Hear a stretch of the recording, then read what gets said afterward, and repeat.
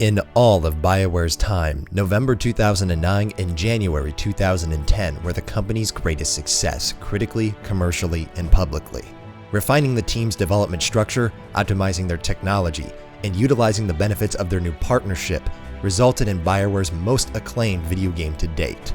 The question for the studio is, after being compared to some of the greatest games of all time, where on earth do you go from there?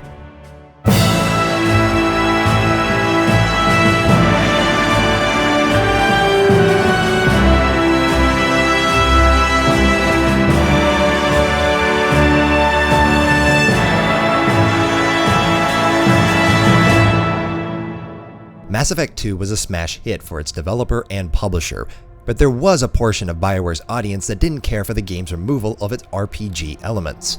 The two companies attributed their sequel's success to accessibility and wanted to find a way of extending it while also satisfying the depth role players had come to expect. During the week of Mass Effect 2's launch, the developer was left no room to breathe, breaking its team down into two groups, half working on downloadable content and the other working on Mass Effect's conclusion.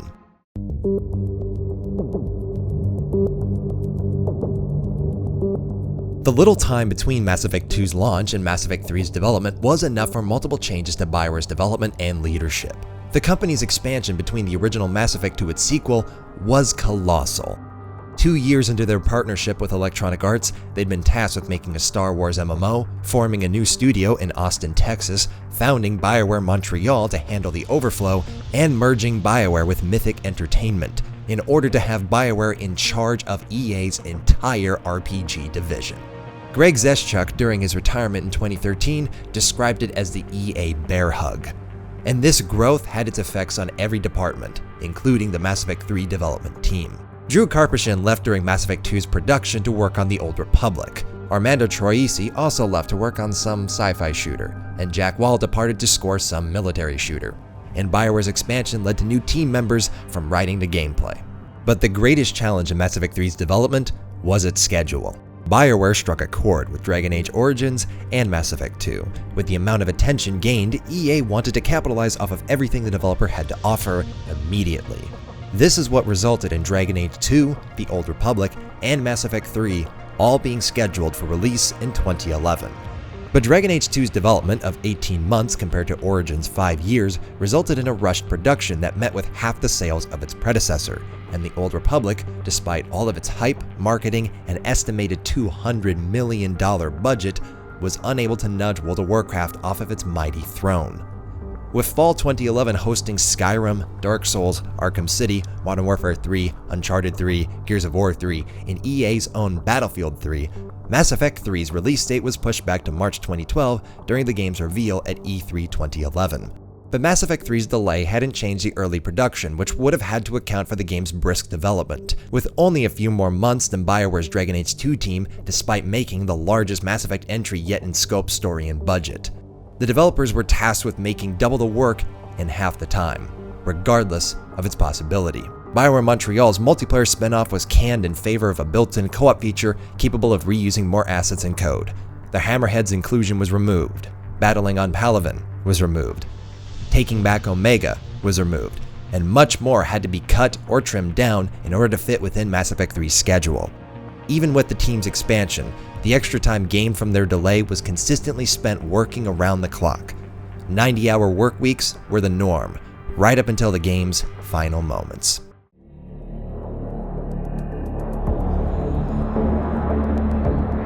I've started each breakdown of Mass Effect's gameplay trinity with combat, but for this third installment, it's time to go in reverse, because exploration and dialogue have some deceptive but significant changes. Mass Effect 2 replaced its Uncharted worlds in Mako with N7 missions and planet scanning. The Hammerhead's restriction to 5 missions and 1 DLC prevented it from filling the gap left by the Mako's absence, and the planet scanning almost universally bored with its time-sync gameplay. With the limited schedule, there was no chance of a new vehicle for the trilogy's finale, and the assets for scanning planets needed to be reused without causing ire. To involve the Reaper's conflict and exploration, all of it now relies on scanning for artifacts and resources that'll contribute to the war effort, either through side quests on the Citadel or units you stumble upon in the galaxy, all the while being chased by Reaper ships if you scan too frequently in a controlled system. The chase minigame is something that designers had been pushing for some time, and the concept makes sense in theme, but the execution leaves much to be desired. Firstly, there's no punishment for being caught. All that happens is you're reloaded into the same system, but with your detection probability being reset to 0. While exploration appears to be more literal, scanning planets while flying and immediately collecting what you need, it ultimately repeats Mass Effect 2's errors. It's a time sink without challenge, and the amount of war assets that are vital to assembling the strongest fleet, just as with upgrading the Normandy, sinking your teeth into the game's weakest mechanics is a requirement for those who want the best outcome. Mass Effect 3's exploration retains all of 2's problems, while adding more to the mix. N7 missions are non-existent, and the fire bases aren't discovered through exploration. Scanning's more cumbersome, and even the planet descriptions pale in comparison to Mass Effect 2. The understandable desire for each planet to describe a Reaper's presence ultimately neglects the universe-expanding stories found previously. And to top it all off, Mass Effect 3's journal has been downgraded to a level of quality that's unacceptable in a AAA game. Most infamously, you're tasked with collecting resources from the L-Corps' homeworld of D'Cuna, where the journal not only neglects to mention what system it's in, but also its cluster. A single sentence in this journal is all that's required to rectify the problem. The unreliability of the journal means that during your trips to the Citadel, players will come to rely on waypoints and markers, but even these have a common bug that has them appear even after they've been reached. Side quests on the Citadel itself are a letdown. Stories featuring Zaid, Kasumi, and Balak from Bring Down the Sky all conclude within minutes of meeting them, consisting of a hike around the station until a final cutscene. Any semblance of Mass Effect's exploration and uncovering mysteries in its universe was abandoned, and the assets copied from Mass Effect 2 are mishandled to a greater degree. With the significance of exploration being diminished, it only adds more pressure to Mass Effect 3's combat and dialogue, but the latter is at the mercy of its development. Conversations in Mass Effect 1 and 2 had their share of issues, but most of the writing stands strong, and there's a good amount of variety in terms of how a dialogue scene plays out, with the options of well-meaning, neutral, stern, and sometimes Paragon and Renegade, combined with the interrupts. To create this system requires much hard work and dedication, not only from the writers who need to make each line engaging, but also the cinematic team who need to capture the atmosphere, character, and pace with visually appealing shots, and directors need to make sure everything's consistent. Despite Mass Effect 2's lack of involvement in the greater narrative, the amount of events, characters, and stories to account for across both games dwarfed anything BioWare had previously done. In order to create this game at the pace required for completion in 22 months, sacrifices needed to be made. Now, each dialogue scene only gives Shepard 2 options, often resulting in the same responses from other characters, and the occasional investigate option following a single path that rarely deviates. It simplifies the development but severely damages role-playing. There's an element to dialogue that's been greatly improved, which I'll cover in the story section, but in terms of actual gameplay, the dialogue is a step backwards. The series' issue of always directing conversation is only made worse when interacting with characters is limited to options through the investigation tab that lacks any choice in Shepard's tone. Mass Effect 3 does remedy an aspect of Paragon and Renegade, that being denied certain dialogue options if you didn't have enough points in a certain category. Now, all of your experience gained through conversation results in reputation, so that whether you're mostly Paragon or Renegade, you always have access to both options if you have enough reputation. This doesn't resolve how quickly and consistently Paragon and Renegade resolve conflict within 2 options, but scenes appear to be written for it in mind this time around, as its creators learned from Saren's suicide in Mass Effect 1. Shepard's character is more defined in 3 than any previous entry, but they aren't able to shine as due to the limited dialogue choices, structured in such a way that's able to follow the dynamic of conversation. For example, every dialogue option during Earth's invasion always maintains the role of Shepard being the soldier who wants to stay and fight, and Anderson as the mentor who sees the greater picture. This reduces the amount of time required for cutscenes to be assembled, but it's at the expense of player agency. Playing the game with conversation options automated often highlights how few dialogue choices there are in multiple scenes, with Act 1 suffering the most. Without time to enhance or maintain the standard in dialogue and exploration Mass Effect had previously set, all that's left is the combat. Mass Effect originally released as an Xbox 360 exclusive, coming to PC 6 months later, supporting improvements such as being able to use 8 hotkeys and ordering your squad mates individually. Mass Effect 2 was released on both in January 2010, but it's pretty clear that the game was designed for the Xbox, with simplified mechanics and cover-based shooting being made to fit to a gamepad, and the UI being unintuitive with a mouse compared to thumbsticks. What resulted was a PC title that ultimately plays very much like its console counterpart. Mass Effect 3 has multiple additions that make the game feel noticeably faster, including infinite sprint, lighter movement, faster animations, the combat roll, and many more. Thing is, with a gamepad at 30 frames per second, Shepard's enhanced movement barely translates. Aiming lacks precision with only 3 sensitivity settings to choose from. It's hard to shake Mass Effect 3's clunkiness. Mass Effect 2's slower pace worked in tandem with the game's controls, but this new speed in Mass Effect 3 doesn't get a chance to shine on consoles, both in control and performance optimization. As a result, despite Shepard's new mobility and options for combat, you feel encouraged to play conservatively, just as with Mass Effect 2 and other cover-based shooters. On PC, the difference in Mass Effect 3's control compared to its predecessors is night and day. The stiffness of running or taking cover is gone, and aiming is dead accurate. Infinite sprint is great for navigating the environment, as you control it and the camera at the same time, unlike a traditional gamepad setup that requires you to hold down the A button while running. The quick animations for taking cover or vaulting naturally fit the instant response of a keyboard. In every class, from Soldier to Sentinel, you feel more aggressive, wanting to push through your enemies and fight them right in the level's core. The mixture of states an enemy can be in carried over from Mass Effect 2 when combined with Shepard's new speed and aggression makes for immensely more satisfying gameplay. Using your heavy melee to punch a cannibal into frozen pieces is something that Mass Effect 2's best firefights can't contest with. Shared cooldowns were tweaked to only affect abilities of the same type just used, weapon modding returned in the form of attachments, and classes were no longer restricted in weapon types.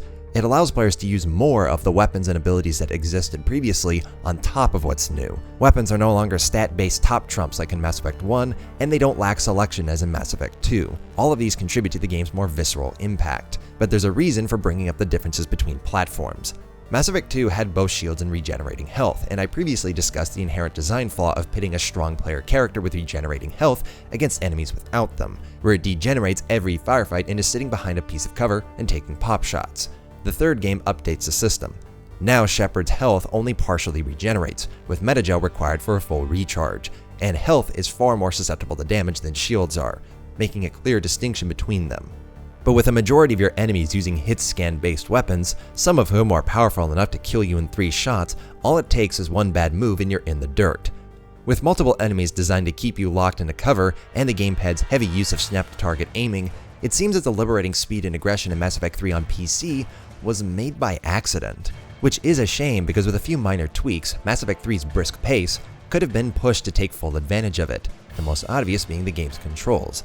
The use key is an utter mess as it's used for grabbing, opening, running, jumping, vaulting, rolling, reviving, and taking cover. To be able to separately map these actions alone would have allowed the game's combat to step closer to reaching its full potential that in the finished product is only seen through flashes. Those flashes also extend to the enemies.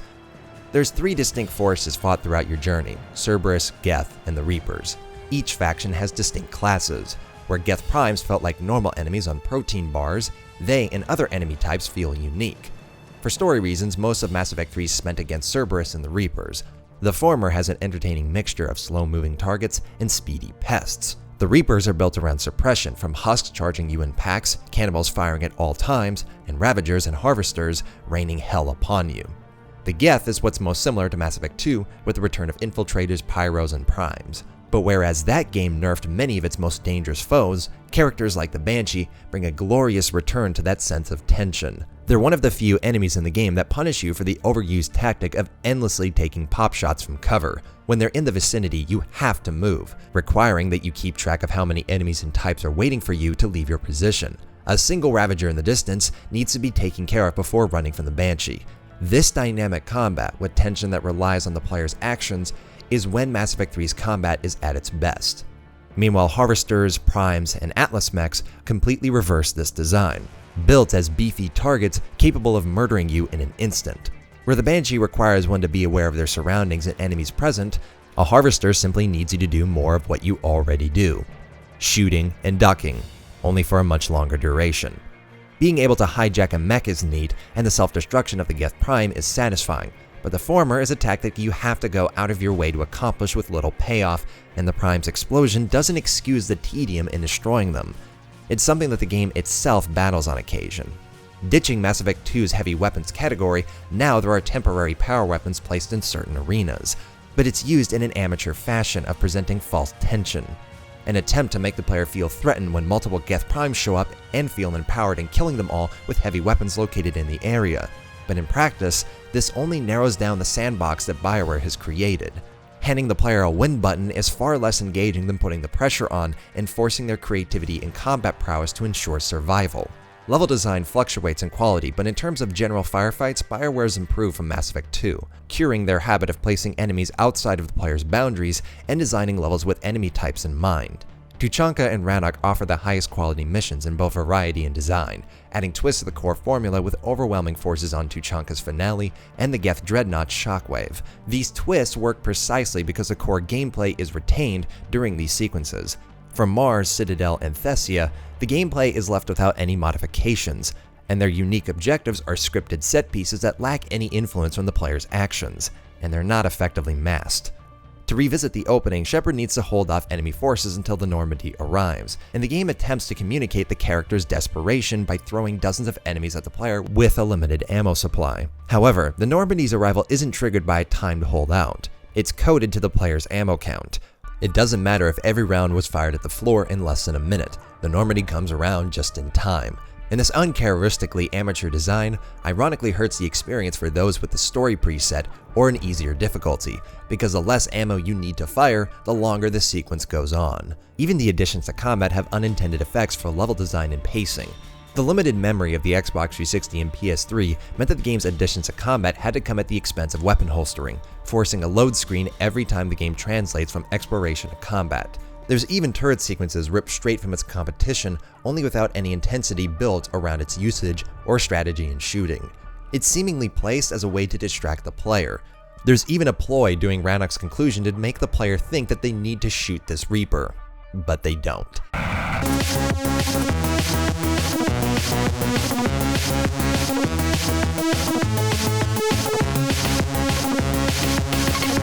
This lack of polish is seen throughout gameplay, from audio cuts and broken quests to bullet time desyncs and Shepard being trapped on the Normandy. I've worked as a quality assurance tester, and when something like the latter bug is this easy to replicate, it couldn't have gone unnoticed, likely leaving the door as a non-game breaking shippable. Ultimately, Mass Effect 3's combat is a mixed bag, and features the largest chasm between platforms since the original. On console, its clunky control results in gameplay that more or less mirrors that of Mass Effect 2. On PC, the game's fluidity and precision is a breath of fresh air after Mass Effect's aged mechanics and the sequel's slow pacing. But there's too many missteps in enemy design, game balance, and control for the combat system to reach its full potential.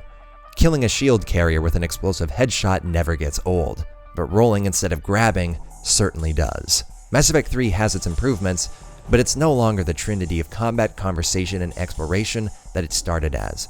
With the limited development, it's understandable that BioWare selected combat as the core pillar to receive the most treatment, but it's regrettable that decision needed to be made in the first place.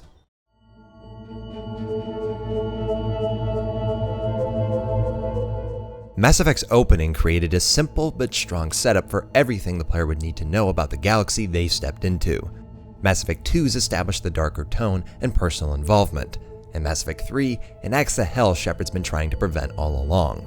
But whereas Mass Effect 2 made a progressive leap in presentation for BioWare, Mass Effect 3's opening is lacking in style, storytelling, and emotional impact, even when only comparing it to other scenes from the game and not the series. Unlike most missions, the opening's drama doesn't revolve around anyone Shepard and consequently, the player is invested in, with the exception of Anderson.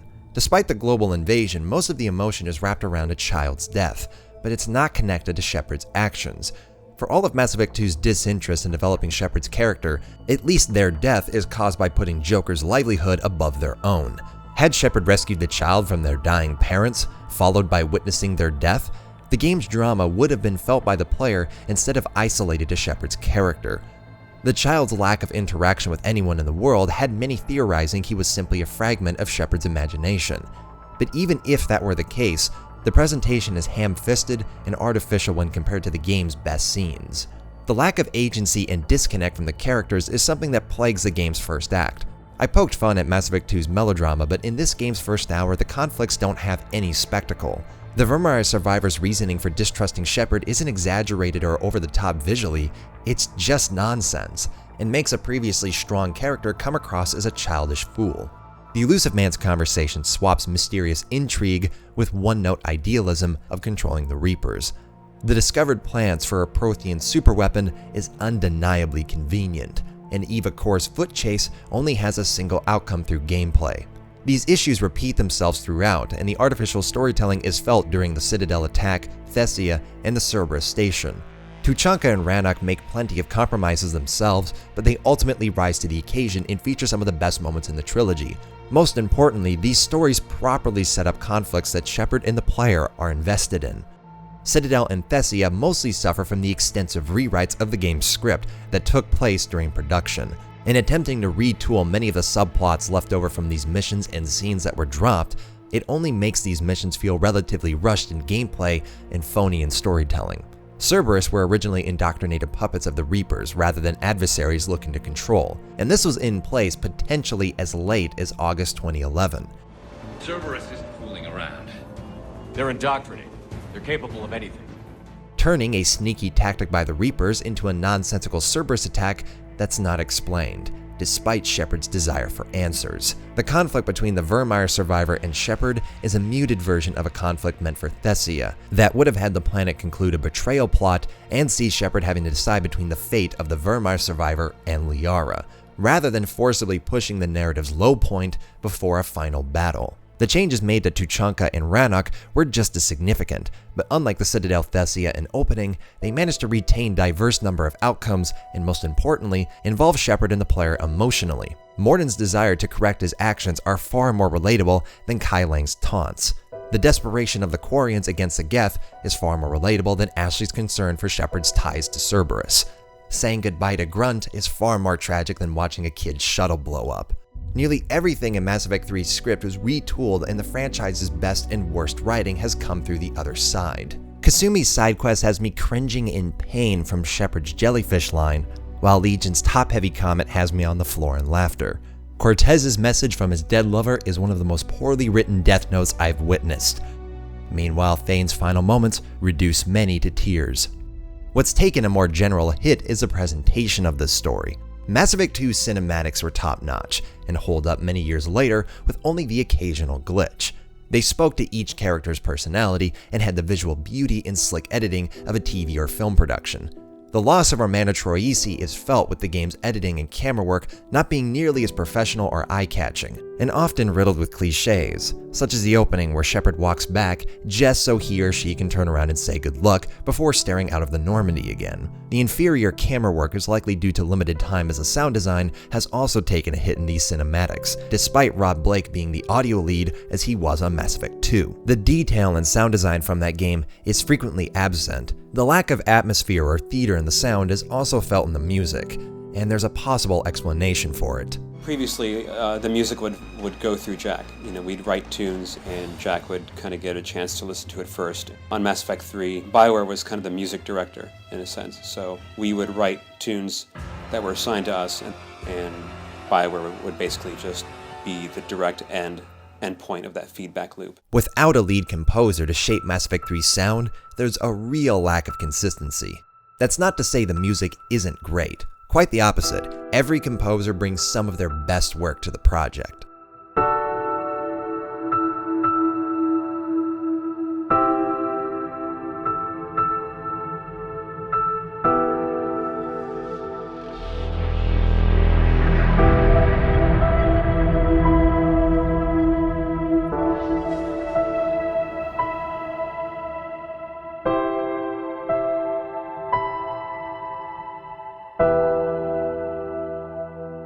What's appreciated is how emotionally charged the songs are without going over the top, ignoring the temptation and using only the instruments and notes that are necessary.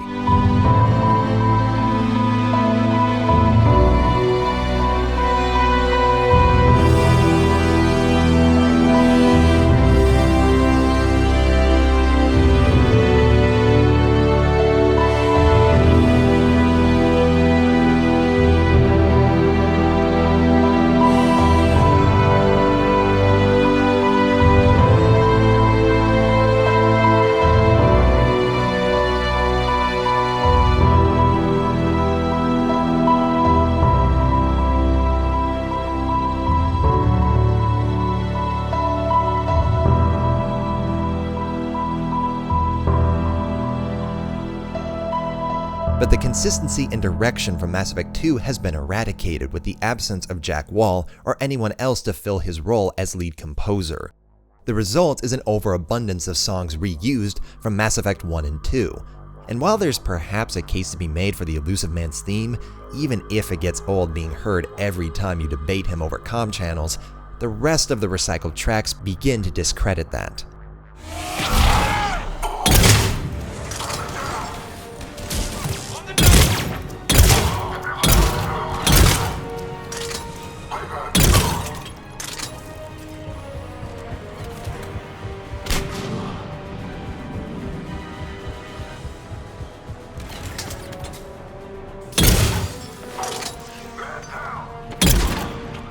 But Mass Effect 1's soundtrack is used the most, likely because Mass Effect 2's were mostly character themes. This was a beautiful colony once. They came back after the Geth attack. They'll come back from this. The city on Earth where I grew up was hard and dirty.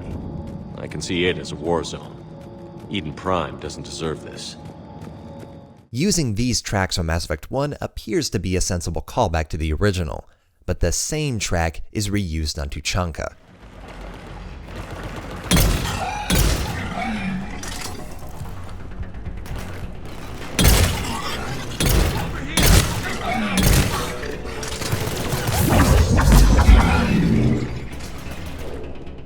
It strikes more of desperation rather than building a thematic connection. This limit on resources does lead to some subtle uses in the main menu where Uncharted Worlds is heavily slowed down.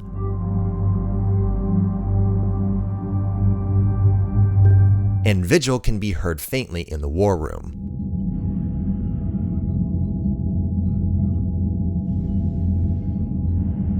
But this ambience speaks of frenzied work when a 30-second sting is stretched out into a 3-minute scene. Kalahira. This one's heart is pure, but beset by wickedness and contention. Guide this one to where the traveler never tires, the lover never leaves, the hungry never starve.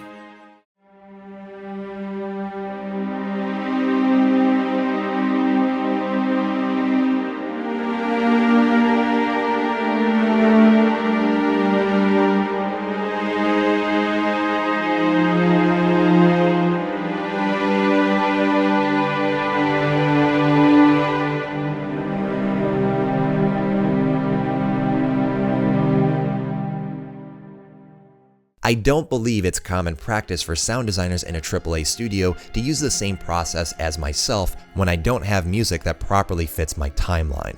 Vigil is one of the best tracks in Mass Effect's history, but its usage in both successful finales of Tuchanka and Rannoch overrides the possibility of a new uplifting track, and with the talent of these composers and the work they pulled for this game, I don't doubt it would have been possible. Much like the combat, a lot has been lost from game to game in the form of storytelling, both in plot and presentation, but the team didn't lack effort despite their constraints.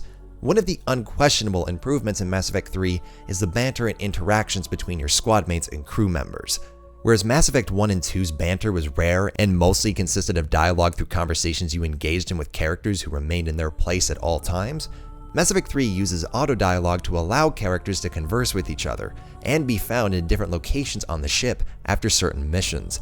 It's an aspect of the game where the limited development sparked a creative component. Without the character-based camera angles or the multitude of conversation options for Shepard, this allowed for more vibrant and believable characters while not putting pressure on the cinematic department. It's also felt during missions. Each character always has something to say during every event, and it goes a long way to make each of them feel alive where they previously didn't. They're able to bring a unique perspective and personality where it'd otherwise just be Shepard. While it's normally used for humor that's often hilarious, I'm not telling you if my hair tentacles move. It's also heartfelt. My people have been in exile for centuries. To be standing here in the land of my ancestors. As I'm sure many have noted, I failed to discuss the romances in Mass Effect 1 and 2, my reason being that there isn't much to dissect. They're not awful, except Jacob's, but whether you're male or female, or they're white, green, blue, or chaotic, they all follow an identical pattern. Shepard engages, the character stumbles, they flirt, say they want a relationship, bang before charging into hell, and the game ends. And while it's rather silly this pattern occurs for romances that continue from previous games, for certain characters, it's heard and felt during these conversations aboard the Normandy and in missions. I thought I'd lost you. You were worried? You bet I was. You dying because the Geth overrode my hack? Think of my reputation. Yeah, you were worried.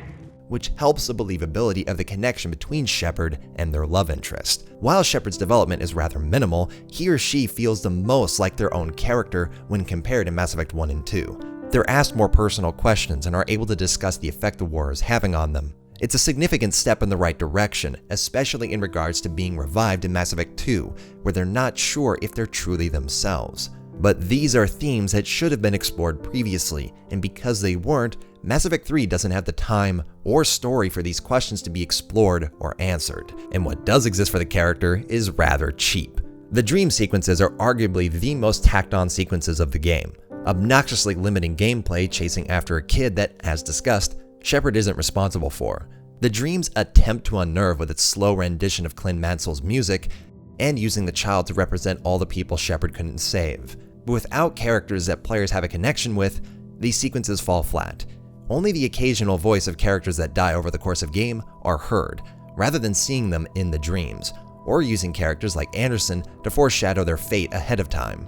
The Max Payne franchise had written the rulebook on dream sequences in 2001, and to see Mass Effect 3, a game with far more resources and characters, stumble in this regard is certainly a disappointment. But if we're discussing disappointment, then there's a subject that's hard to ignore.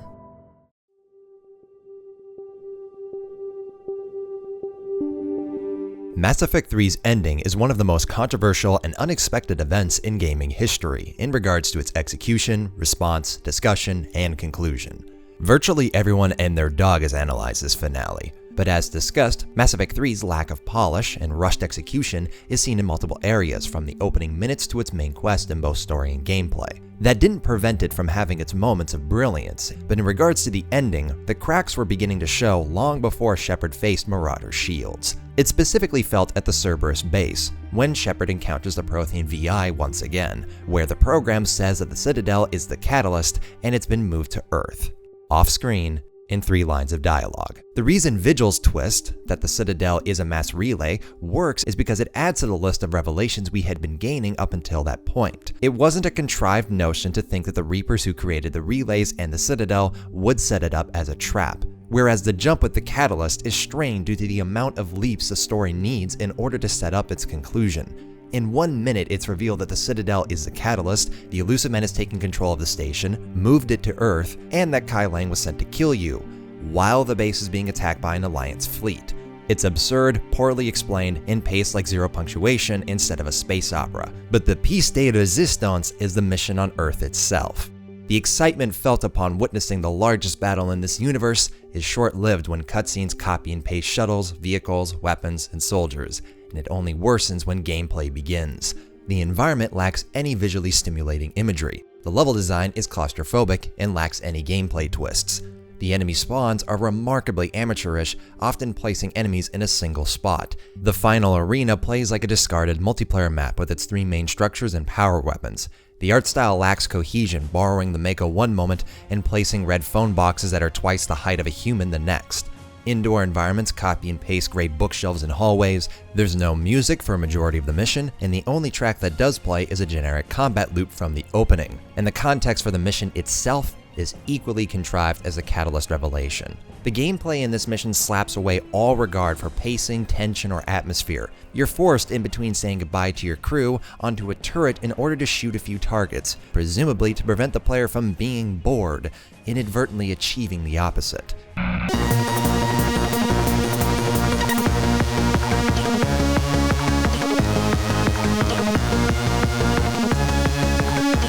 One of the battles really is just shooting 2 brutes down an empty corridor.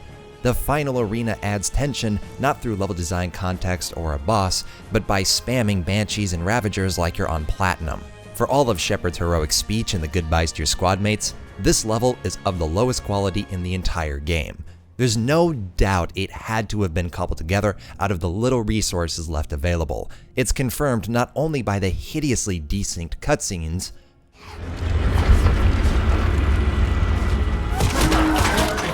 but simply in the lack of variation. Not counting the goodbyes, the only variable in this level is the fate of Steve Cortez. Compared to Tuchanka, Rannoch, or the Citadel, it's a tremendous step backward. Finally, there's the ending itself. And amidst the plot holes, theories, and debates, its greatest issue is how loosely it tries to go full circle and attach itself to Mass Effect 3's opening and dream sequences. The opening's theme is of a confirmation that war is hell and Shepard, no matter what, won't be able to save everyone. It's to demonstrate what happens when a race is left all on their own to the Reaper's wrath. And it's something that goes on to happen on Palaven and Thessia. But all throughout the game, Shepard is fighting tooth and nail to unite the galaxy to fight the Reapers. It's even brought up multiple times by characters like Raycevick that obliterating everyone in their way and standing as a single power is exactly what led them to fail.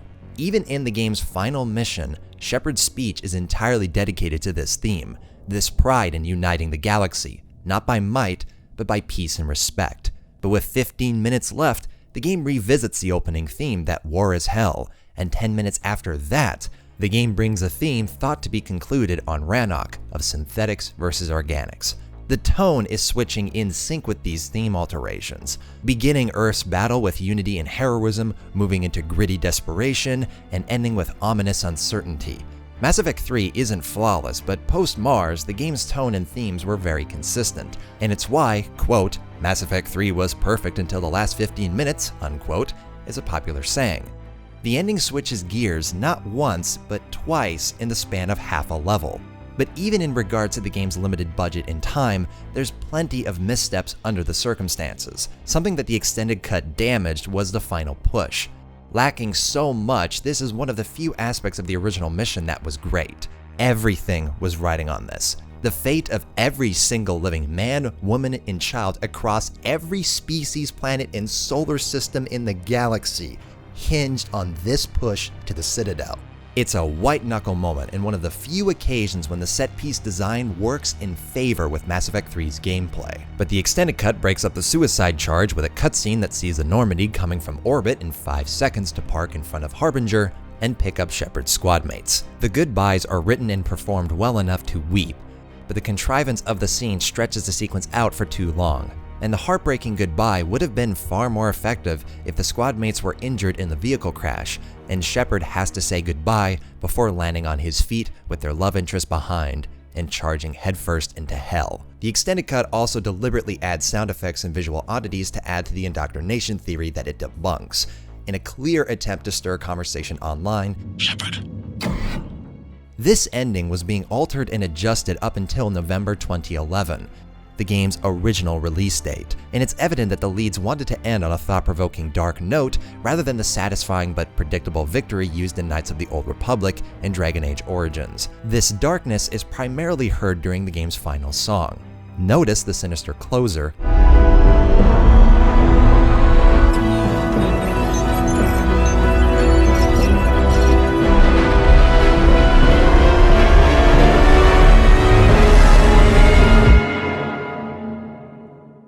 and compare it to the extended cut.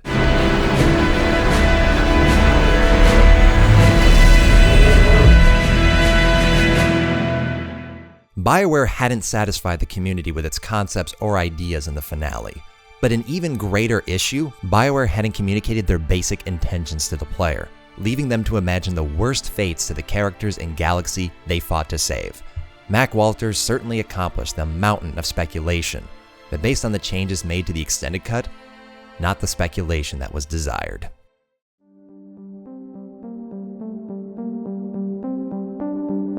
A constant question pertaining to BioWare and Mass Effect 3 is why? Why was the ending so rushed? Why was the game so buggy?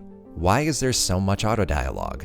Why is Tally's face photoshopped? The information on Mass Effect 3's development is minimal, and no one's spoken out and given details about what specifically happened during development. But I don't believe it's malicious. Similar to other rushed projects, a lack of information can simply be due to how much hell the developers had gone through making this game. With the developer originally scheduled to release the game in 2011, that left 22 months to assemble the largest game in the franchise, and despite all of the shortcuts made to streamline development, it is the largest game in the series in terms of the amount of storylines and characters transferring over from prior games, and the most variety in the outcome of the game's missions. However, it doesn't feel as such to most players, as each will only be going through the storylines, characters, and outcomes their experience built towards.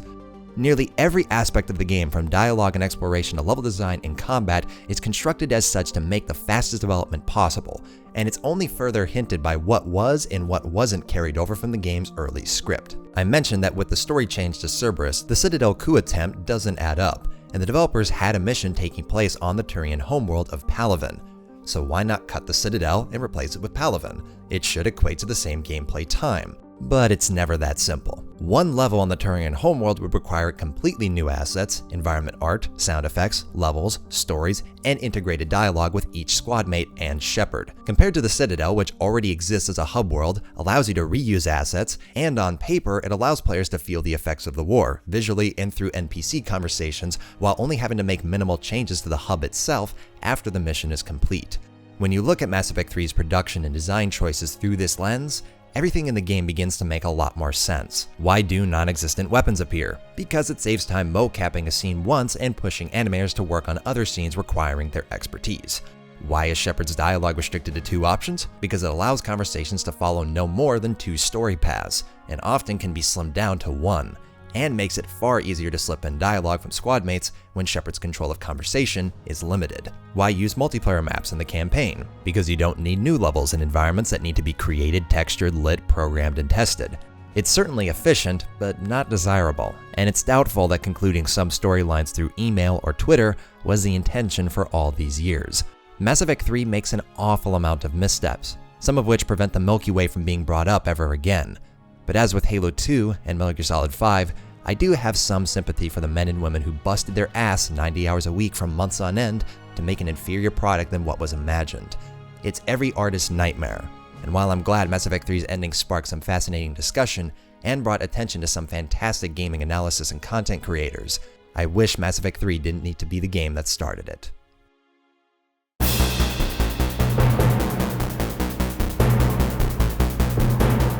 Multiplayer is something that's been a part of Mass Effect since the game's SFX design doc. However, it's only been in theory and never formed in practice, but with the trilogy concluding and having expanded, BioWare tasked their Montreal division with bringing multiplayer to the Mass Effect series. The team originally pitched and prototyped a competitive first-person shooter made in the vein of Battlefield 1943 on Xbox Live Arcade and PSN, when 4 months later, the team had scrapped it and made the multiplayer scene in BioWare's finished product. While fans were thrilled at the chance to finally play other races, the average gamer saw a traditionally wave-based horde mode. And that's not really an exaggeration. All these years later, it hasn't gotten more complex. Mass Effect 3's multiplayer is incredibly simple. It's one mode with 3 difficulties and 3 enemy factions at launch over 6 maps. But the component proved to be surprisingly popular and was expanded with multiple downloadable content packs, adding new maps, weapons, characters, difficulties, and enemies. But how does it stack up now? Mass Effect 3's multiplayer can be broken down into 2 components. The first is gameplay, and it's here that the game's combat system and improvements over Mass Effect 2 truly shine, even on consoles.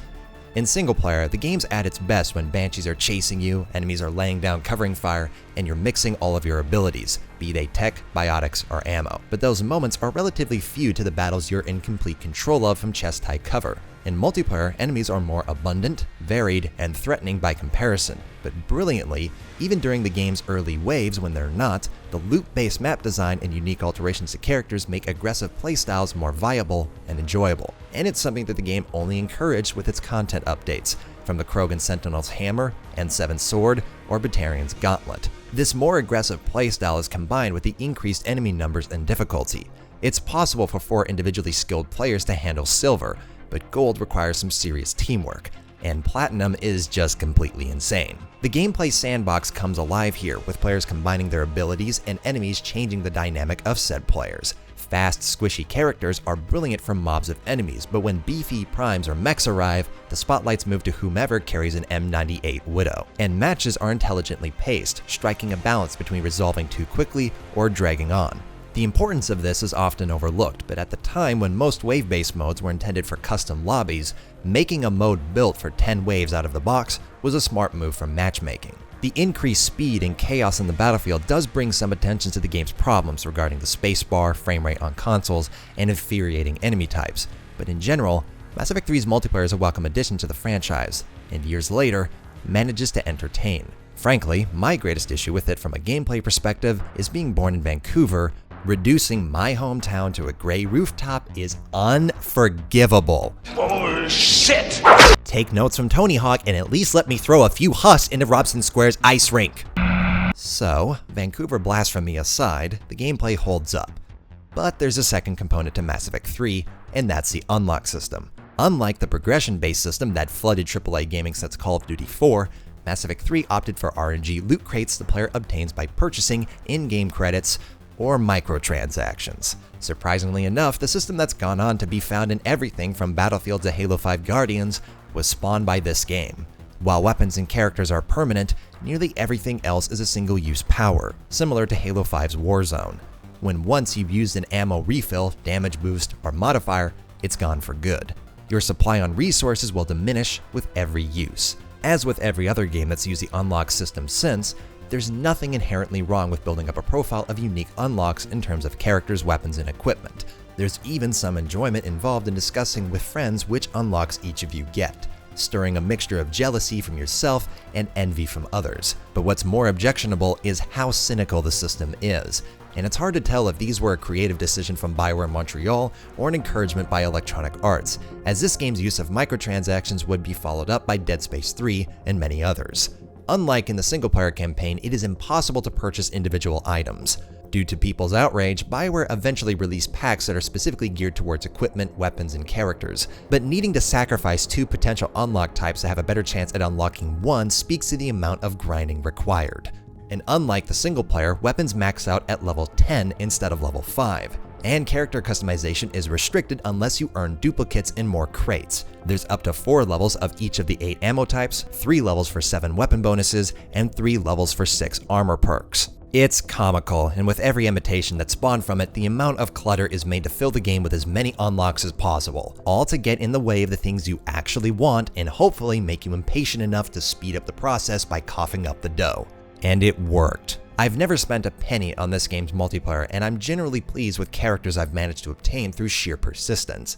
But what's always in the back of my mind while playing is how the game's D-pad abilities are based on get-out-of-jail-free card design, being able to revive yourself without teamwork, instantly refill your ammo supply, or restoring yourself to full health and shields. It's conflicting, because on the one hand they made a co-op team-based game more bearable with random players and matchmaking, as you don't need to rely on them in every situation. However, they hurt the tactics of the game and contribute another aspect that fuel an unlock system built to infuriate. When a system forces players to max out everything earned from basic packs so they're not unlocked in premiums, or YouTube has an endless selection of credit farming guides, the lengths one has to go to earn characters and gear at a satisfying pace comes at the expense of gameplay, or vice versa. Ultimately, Mass Effect 3's multiplayer is satisfying, addicting, and intelligently designed for matchmaking and a laid-back atmosphere, but the loot-based system that encourages microtransactions hurts the game enough to discourage those who want no part of it. It's a net positive experience, and I had a blast over the dozens of hours spent on it, but it's also left too bad of a taste to come back sometimes.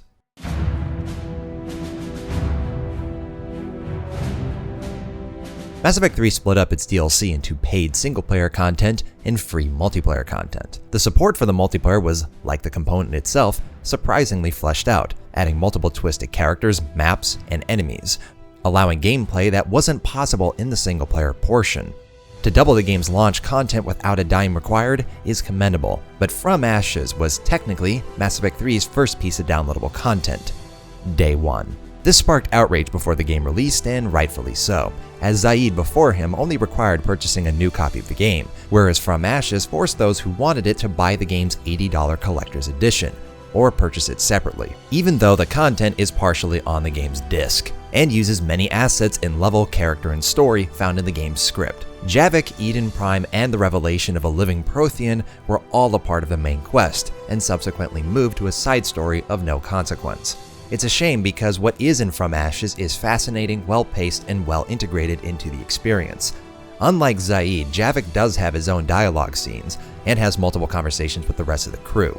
He stands to represent the darkness that clouds a survivor, what's done to someone who's spent decades watching everything in their life corrupt, wither, and die. It brilliantly twists that the Protheans weren't the majestic beings that Liara and the worlds of Mass Effect 1 made them out to be, learning that they were conquerors, punishing the weak to make way for the strong, and in turn, falling to their own lust for power when the Reapers destroyed them.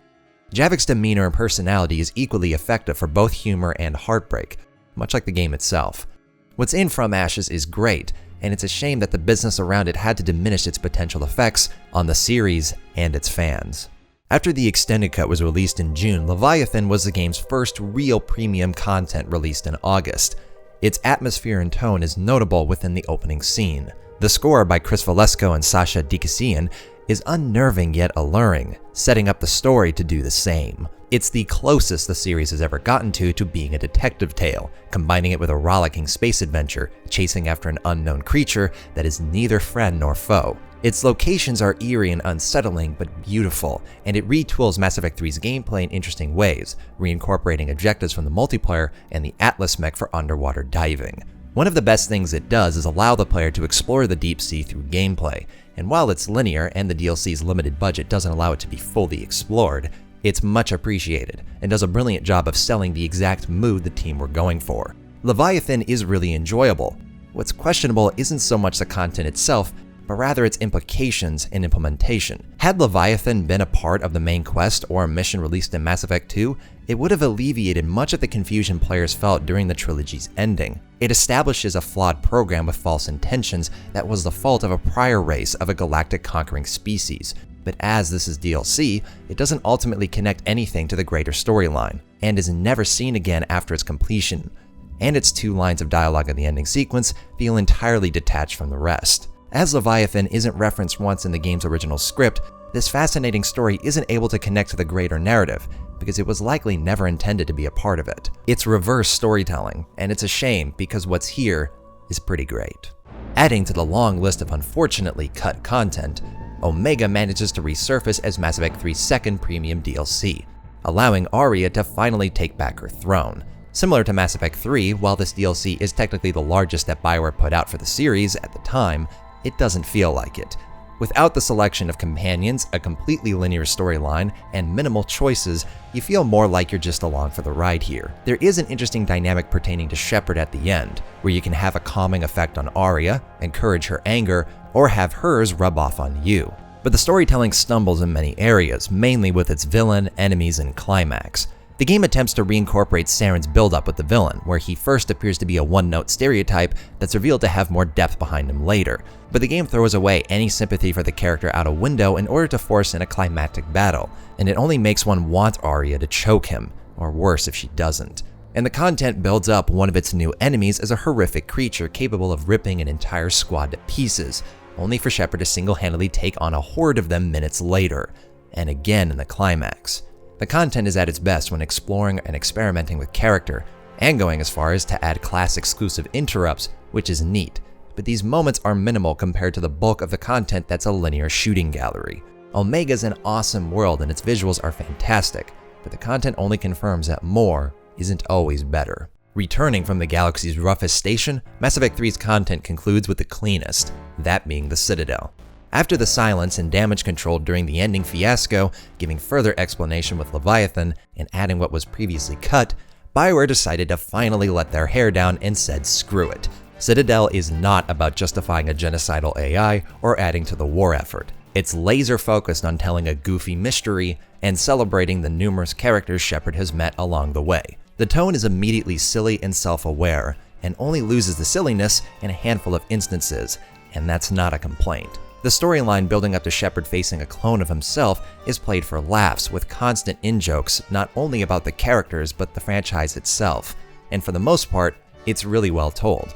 The banter between characters is hilarious, levels are well paced, and the cinematography and cutscenes is easily the best since Mass Effect 2. In general, the game's detail, with the exception to a few bugs, is impressive, especially for downloadable content that isn't an expansion pack. Unlike Leviathan that felt like it was making excuses, and Omega that lacked polish, so many things, small and large, are high quality here. The Citadel archives give further depth to the universe, Citadel, and Council. The score is wonderfully catchy, all characters play to their strengths, the humor is well paced and told, and the franchise has finally made a challenging and tactically interesting boss fight. There's lots done in the DLC, both during its main story and the party and activities. The Normandy is finally made into a level for combat, Spaceborne Shepard finally interacts with their mother, there's a full combat arena with plenty of bonuses, unlocks, and characters, and there's more individual scenes with each character that differ with romances. The party itself, while lacking dialogue choices, is enjoyable from the conversations between characters, interacting with those that throughout the series we never really got a chance to see. Celebrating these characters by squeezing the most out of them in ways that hadn't been done throughout the series is the best thing BioWare could have done for going out on a high note.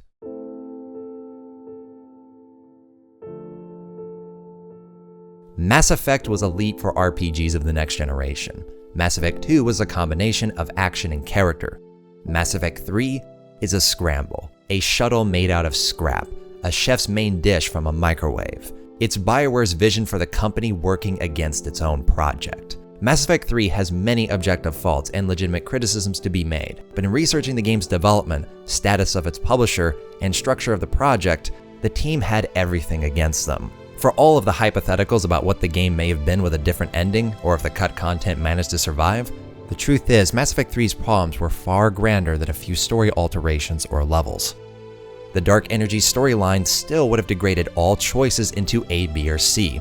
Cerberus being controlled by the Reapers would have diminished the Elusive Man's character, and combat would always be the focus over conversation and exploration. Mass Effect 3 wasn't going to reach its full potential from day one, and the developers worked tirelessly in a situation rigged against their success, and still managed to make some of the franchise's best moments in an ultimately enjoyable game. Whether it's through BioWare's mismanagement in Mass Effect 1, new direction in Mass Effect 2, or production in Mass Effect 3, the franchise has never truly peaked. There isn't that one game with the production, direction, creation, and polish to surpass everything that came before or after in every way, and it's never been in a position to do so. All one can do is appreciate the successes that came from each, and hope that one day, there will be a game that lives up to this universe.